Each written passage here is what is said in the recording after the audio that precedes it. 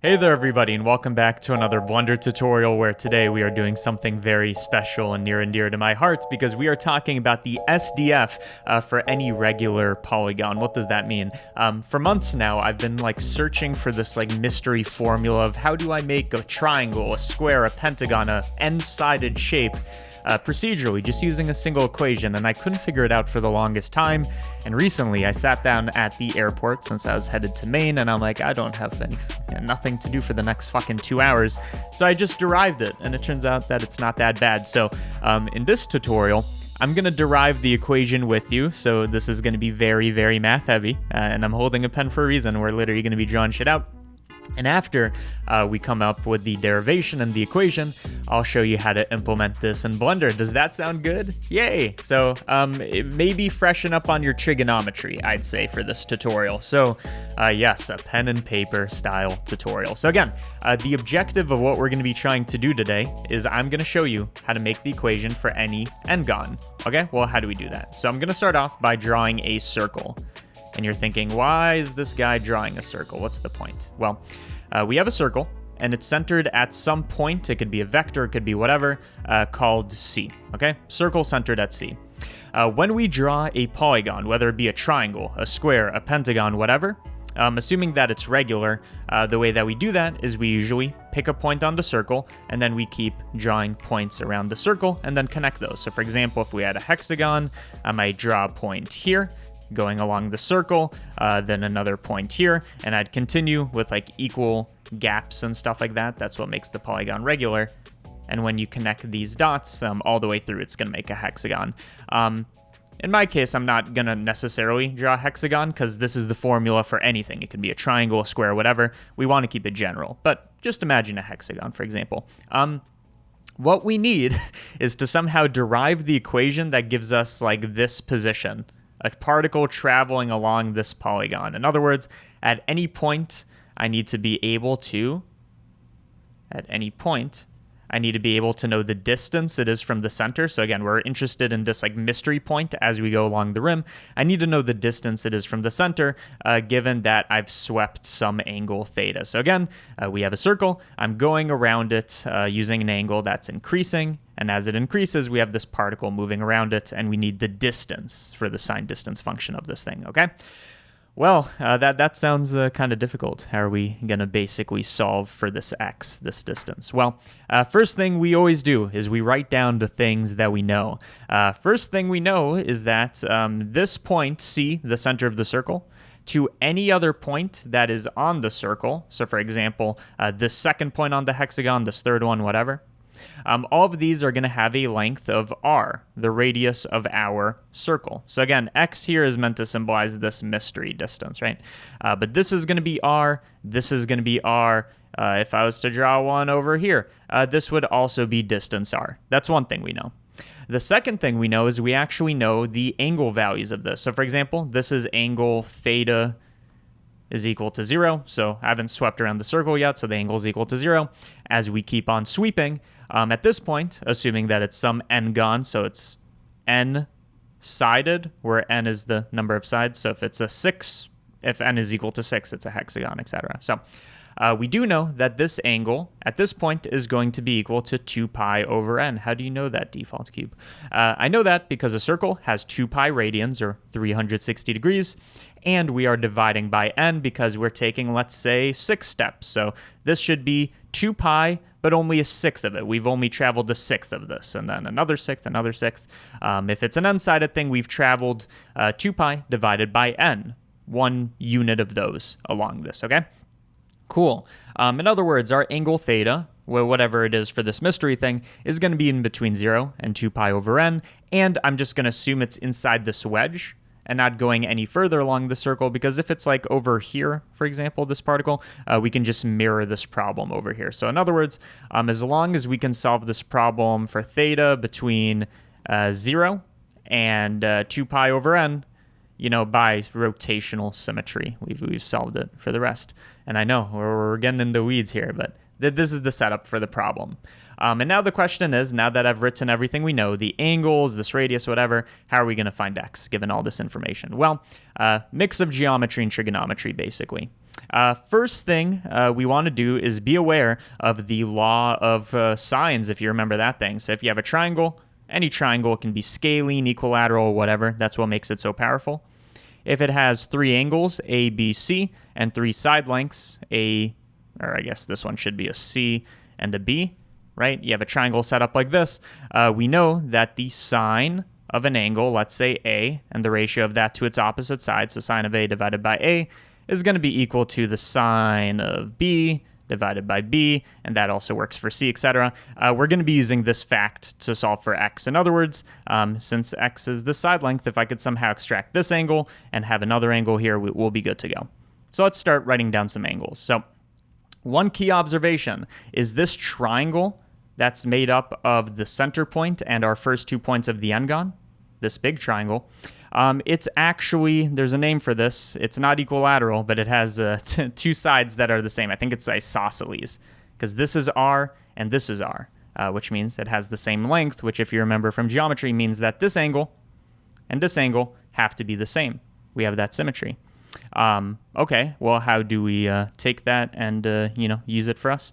Well, we know that this giant angle is going to be 2 pi over n, as we described as we go along here, and we know that a triangle altogether has 180 or pi degrees. In other words, pi, the total angle of the triangle, 180 degrees, is going to be equal to this big angle, which is 2 pi over n. So again, I'm looking at the big triangle plus 2 of these, which are the same. We could call it y or something like that, plus 2y. In other words, you rearrange this, you have a formula for exactly what y is going to be depending on n. Which is, makes sense. It's going to be a different angle depending on if it's a hexagon, a pentagon, whatever. You start solving for this. You find that, let's see, y, I'll keep this fast. It's pi minus 2 pi over n. I'm just rearranging everything here, and then you divide by 2. This is what y is equal to. You rearrange it a bit more, and y is going to be equal to n minus 2 times pi over 2n. Okay? So this angle is going to be dependent on n, which makes sense, and you just plug it in. So if it was a hexagon, you plug in 6, you get 4 pi divided by 12, which is pi over 3. Okay? So we know what this angle is. We know what this angle is just because it's theta, and we're sweeping along here. And the last angle we need to know is this one, which we can call like phi or something like that. This is the one we're going to be using for the law of sines along with y. Well, we know, again, phi, just by using, sum of angles is 180 degrees of a triangle, all this. We know that pi is equal to this plus this plus this. So we indirectly know what that is. Let's just write it out explicitly. Phi has to be equal to pi, total angles in a thing. So now we're looking at this smaller triangle inside here that we've defined all the angles for. Phi is equal to the total number of angles minus the other two. So one of them's a theta, and the other one's a y, which we defined as that thing. So I guess it's n minus 2. So this is the reason I'm writing this down is because we derived it, so it must be true. Okay, so we know what phi is. We know what y is. We already know what theta is. Let's use the law of sines. Again, the idea here is we want to retrieve x, and because it's opposite, the side length is opposite from y, we can make the ratio of these to the ratio of these, or something like that. There's other ways to go about this. Law of sines. Okay, and we can also invert this, by the way. So let's say that we take this comparison. So we're going to say x divided by its opposing angle, so that's y, so sine of y. So x over the sine of y, which is this like monstrosity, n minus 2 times pi divided by 2n. This thing, so this is sine of a divided by a in some sense, has to be equal to the ratio of these. So that's going to be r is this length. If it's a unit circle, it's going to be equal to 1. That makes it nice and easy, and oftentimes it is 1, but keep it general. Divided by the sine of that monstrosity, which is an even bigger monstrosity. So that's the sine of pi minus theta minus n minus 2 times pi. You get the gist, 2n, blah, blah, blah. we have an equation. It's a long one, but if you rearrange stuff, you can actually isolate x. And that basically means that we've solved the problem. So I'm just going to do it like this. So our big equation is x is equal to, so I'm just going to multiply and, rearrange some stuff. X is equal to r, the radius of our circle, whatever it may be. So that's defined, right? We can pick what that is. R times the sine of n minus 2 times pi over 2n, and I just want you to notice that this is also defined because when we pick a value for n, whether it be 6 for a hexagon, 8 for an octagon, whatever, this is fixed, so all of this is a constant, divided by, so far there's no it's a formula, but there's no parameters, right? These are fixed things, divided by this monstrosity. And this one actually does have a variable, theta, right? So our length x depends on how much we've swept around the circle. And that's theta dependent. So sine of pi minus theta minus n minus 2 times pi over 2n. And let me box that. You always want to box things when you figure them out. Otherwise, have you really figured it out at all? Put it in a box. Okay, so long story short, this x, which is, again, an arbitrary distance along this regular polygon for n-sided, r radius, whatever, this distance is calculated by this equation, which is only dependent on theta, assuming that r and n are fixed. In other words, for example, when we know that theta is equal to something that's at one of these points, this equation is going to perfectly match out so that x is equal to r at this point since it's touching the circle. And then otherwise, it's going to give us different things. It's a reciprocal relationship with signs and all that. The only caveat I want to put in here before we put this in Blender is we have the equation. But again, we said this is for theta between 0 and 2 pi over n, right? We're assuming it's in the slice since all the math and triangle shit we did, it's in here. But what if it's over here, or you keep drawing this polygon, right? You just keep going around. What if x is over here, or our particle is over here, and we need to calculate this distance? Well, the idea is, again, because all of these triangles are going to be the same, just kind of in different areas, if we could just kind of rotate it back onto here and calculate it in this area, then we've done the same thing, right? So if I do all my work here and just outsource everything to that, we'll be fine. How do we do that? Well, let's assume that theta is bigger than 2 pi over n. It's somewhere here in the other part of the circle. Well, in that case, we just need to round it back over. And the expression for that is we kind of want to imagine what the rotation would look like to get it back onto this triangle. We do that by rounding it to the nearest, I believe we round it to the nearest 2 pi over n, or something like that. We basically want to subtract, we want to round it to the nearest 2 pi over n. So for example, if it's in this section, it's going to snap over to this one. So it's going to the nearest point that it's already passed. And I want to say, since this is 2 triangles ahead, subtract 2 triangles, and then that will remap to somewhere over here. So again, the idea is we see how many triangles has it passed over, we subtract those, and that's going to remap it here. So the expression for that, and I know it doesn't make too much sense, but the expression for that is theta nu, which is, I guess, the one we're putting in here or whatever, but our new angle that's being remapped is going to be equal to our original angle. It could be whatever. Our original angle, and then subtract away this kind of rounding idea. And we write that with a snap function. And this is a thing that exists in Blender. So we're going to take the snap of theta, and we're going to snap it, or round it, whatever you want to call it, to the nearest 2 pi over n, I believe. So this is what we're plugging in here. So in other words, we have an angle. If it's not inside this region, we filter it so that it's mapped to this region. And then we plug it into here, and that's going to give us x. And that's not only it is telling us the distance that it needs to be on this polygon, but also it's telling us more information. What happens if it's larger or smaller and whatever. But we will get back to that in a moment. But first, what we need to do is take this math expression that took me 15 minutes to explain, and we need to put it inside of Blender. So let's go do that. Okay, so we're inside of Blender, and let me show you how you would set this up, and I'm going to speed through some of it so it doesn't take forever. But long story short, what I'm going to do is I'm going to take this, delete everything, add in a plane. So we're just going to make a material for this and just kind of look at everything from the top view in essence. So I'm going to go to the shading workspace, take this, zoom in, look at rendered mode so we can see what's going on. And let me just set up the basic n-gon. So it's going to be arbitrary n material.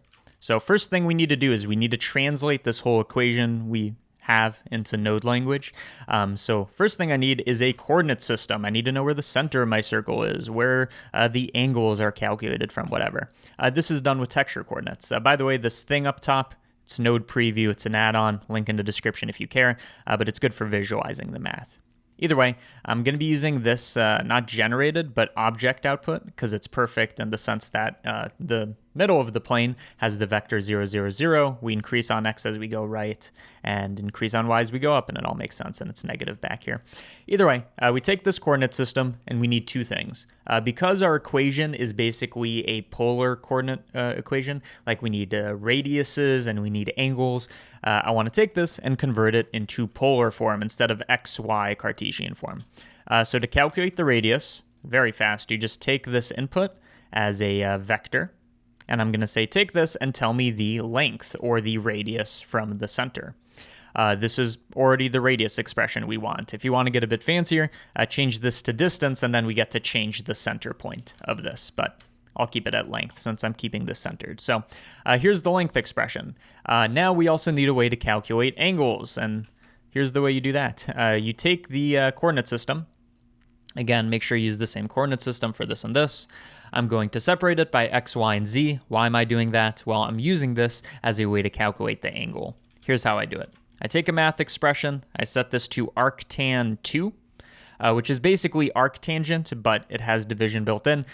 Basically, if you remember, tangent is opposite over adjacent. Well, you reverse that, and inverse tangent's going to give you the angle, if you already know what opposite and adjacent are.